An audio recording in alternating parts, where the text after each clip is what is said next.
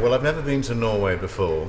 My best friend is Norwegian, but I've actually never ever been anywhere into this country. So I thought I was actually going to end up in Oslo at one point, but no, here I am in beautiful downtown Oppdal. I'm really having a good time. I met Morten in London at my own Fright Fest event, and he invited me then, and I was only too pleased to come because I think it's really important that we all support each other on the festival circuit. And I helped him out with some of the movies too, so I'm really pleased I'm here because it's a nice thing to have done and to see everybody in there, how they work in the environment they're in.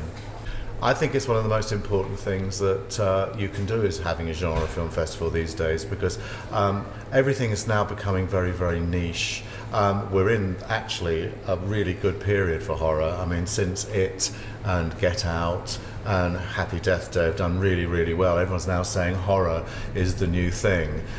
It's been the new thing for the last 30 years. I've been involved in the business for like 40. I've been a journalist critic on horror films solely for the last 40 years, and I've never seen it go away. But it's only now that people have realised that there is actually a massive community out there, and I think it's really important that events like Ramaskrik, Fright Fest, my own, other festivals all around Europe actually do focus on these films and bring them to mainstream attention, because there are so many people who go, oh, I don't like horror films, and you go, but yeah, but hang on a minute, you liked the Exorcist, you like Carrie, you like this, and they go, oh yeah, but they're not horror films. Yes, they are. So you actually need to sort of like educate people. And I get really tired of people saying to me, I don't want to come and see this because I don't want to jump. But it's not all about that. I mean, we all love being scared and we all like being creeped out.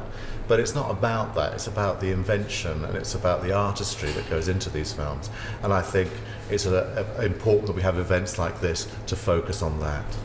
That's one of the most important things of my life is Dario Argento, because I met him in 1982. I'd written loads and loads of things about his movies, and when we met, we became the firmest of friends. We still know each other. I've been a fixture on every single film he's ever made since. I have my favourite film of his tattooed on my arm, which is Inferno, the sequel to Suspiria, strangely enough. Violets are blue, but the iris is the flower that will mean the end of it. I'm really happy to be here. I mean, I did try and get Dario to come, but he's just too busy with everything that's going on. So here I am instead to hold the fort and shine the torch on what I think is one of the best films ever in the horror genre. I mean, it's in everybody's top 10. There's no way you can ignore Suspiria because it's just such an important work of art. And Dario, as I said, is like one of the most important Italian directors of all time, and perhaps if not the most important one.